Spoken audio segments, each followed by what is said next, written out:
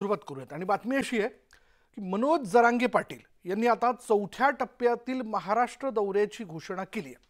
जरांगे आता विदर्भ, खानदेश आणि मराठवाड्याचा दौरा करणार असून या दौऱ्यादरम्यान ते मराठा समाजाच्या गाठी भेटी घेणार आहेत। आणि यावेळी बोलताना जरांगेंनी पुन्हा एकदा भुजबळांवर निशाणा साधला।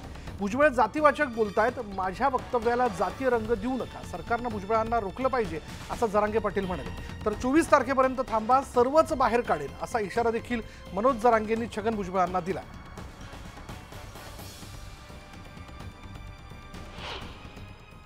मराठा समाजाच्या आरक्षणाच्या बाबतच्या गाठीभेटी घेण्यासाठी चौथ्या टप्प्यातला दौरा करण्याचा आपण नियोजन केलेलं आहे। सगळ्या मराठा समाजाच्या गाठीभेटी घेऊन मराठा समाजाला शांततेचं आवाहन करण्यासाठी आणि मराठा समाजाचा आशीर्वाद घेण्यासाठी आपण दौऱ्याला सुरुवात करतोय। दौरा सुरू होतोय 1 डिसेंबर पासून। 1 डिसेंबर पासून जालन्याला कार्यक्रम आहे मोठा। आंबड आंतरवाली इथं आंतरवालीला मुक्काम। मराठा समाजाला जाहीरपणानं सांगतो, शांततेत घ्या, कारण 24 डिसेंबरला मराठ्यांचा चांगला दिवस आहे। ह्या ओबीसींच्या काही नेत्यांना जाणून बुजून वातावरण दूषित करायचंय। त्यामुळे माझी विनंती आहे, मराठा समाजानं शांत राहा। आता मराठा समाज शांत आहे हे मला पक्का माहिती। शांततेत राहा, गोरगरिबांच्या लेकराचं कल्याण होणार आहे याच्यात, आणि गोरगरिबांचं कल्याणच होऊ द्यायचं नाही हाच विडा ओबीसींच्या काही नेत्यांनी उचललेला आहे। त्यांचं स्वप्न मराठा समाजाने पूर्ण करू नये। मराठा आरक्षणासाठी लढणारे जरांगे पाटील हे त्यांच्या एका वक्तव्यानं नव्या वादात सापडलेत। पुण्यातील सभेत बोलताना त्यांनी आरक्षण नसल्यानं मराठा तरुणांना लायकी नसलेल्यांच्या हाताखाली काम करावं लागतं अशी टीका त्यांनी केली होती। आणि त्यांच्या लायकी नसलेल्या या वक्तव्यावरून विरोधकांनी चांगलंच घेरलंय त्यांना। लायकी नसलेले हा शब्द त्यांनी ओबीसी आणि इतर जातीतील लोकांना बोलल्याचा आरोप विरोधकांनी केला। यावर जरांगे पाटलांनी आपल्या वक्तव्याचा विपर्यास केल्याचा बचाव केला। आज नोकरीतला टक्का आमचा कमी झाला आणि आम्ही हुशार असतानाही ज्याची लायकी नाही त्याच्या हाताखाली आमच्याला काम करायची वेळ आली। काय होतं दादा, शिक्षण पोरांनी खूप घेतले, शेवटी तो झेंडाच पकडतो, सुशिक्षित बेकार झालं आणि मग त्या लायकी नसलेल्या हाताखाली काम करायला लागतं हे लोकांच्या, हे म्हणत होतं। पण त्यांनी ते जातीकडे घेतलं।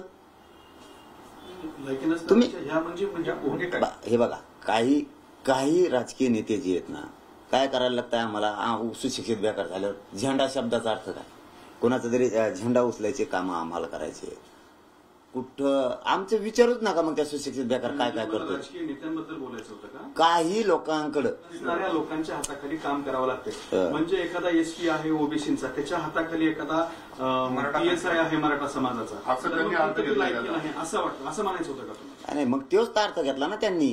कसला जातीय रंग आहे तुम्हाला एकट्याला वाटतोय का? जातीय रंग आहे, भुजबळ त्याच्यावरच बोलले का? त्याला काय काम आहे, त्याला दुसरं काय काम राहिले? वाक्य वाक्य आहे तर मग आम्ही सांगितलं ना की त्याचा अर्थ समाजाकडे नाहीये।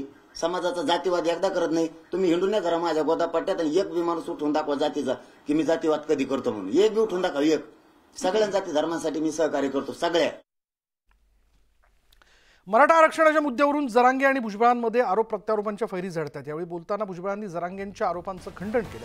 मराठा आरक्षणाला विरोध नाही, मात्र त्यांना ओबीसी मधून देण्यात येऊ नये इतकीच आपली मागणी असल्याचं भुजबळांनी स्पष्ट केलं।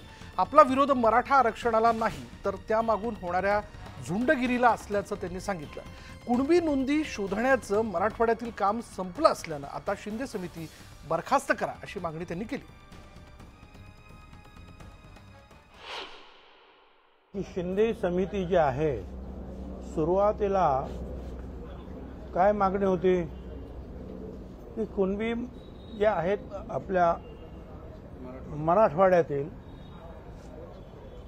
ते कुणबी असून सुद्धा त्यांना सर्टिफिकेट मिळत नाहीत आणि निजाम काळात मधले जे काही वंशावळी वगैरे काही नावं असतील त्यांच्याकडे प्रूफ, तर ते चेक करा आणि आम्हाला कुणबी आमचं सर्टिफिकेट द्या, हा मूळ मुद्दा होता।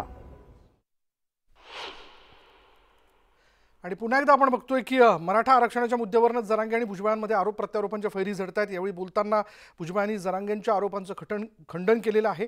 मराठा आरक्षणाला विरोध नाही, मात्र त्यांना ओबीसीमधून देण्यात येऊ नये इतकीच आपली मागणी असल्याचं भुजबळांनी स्पष्ट केलं। आपला विरोध मराठा आरक्षणाला नाही तर त्यामागून होणाऱ्या झुंडगिरीला असल्याचं त्यांनी सांगितलं। कुणबी नोंदी शोधण्याचं मराठवाड्यातील काम संपलं असल्यानं आता शिंदे समिती बरखास्त करा अशी मागणी देखील त्यांनी केली आहे।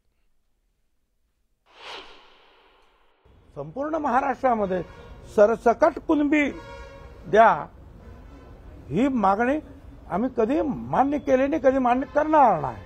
आम्हाला कुणबीच मध्ये सगळे मराठा समाज टाका। एक तर ते बरोबर नाही, दोन सुप्रीम कोर्टाचा आदेशाचा तो अपमान होईल। त्याच्यामुळे त्याला माझा विरोध आहे की हे होता कामा नये।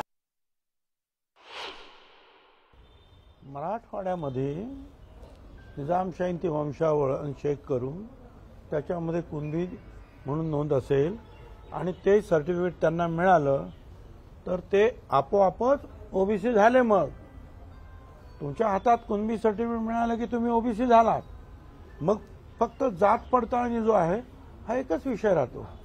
म्हणून माझं म्हणणं आहे की जे खरे कुणबी आहेत त्यांना तुम्ही घ्या, परंतु आम्ही मुख्यमंत्र्यांकडे प्रकाश शेंडगे यांच्याद्वारे काही ठिकाणचे कागदपत्र पाठवले की ज्या कागदपत्रांवर पूर्वी टाकाने लिहिले जायचे आता तो मराठा खोडून पेनानं मराठा कुणबी वगैरे लिहित आहेत, ते आम्ही कागदपत्र दाखवलं, त्याला आमचा विरोध आहे। सोलापूरमधील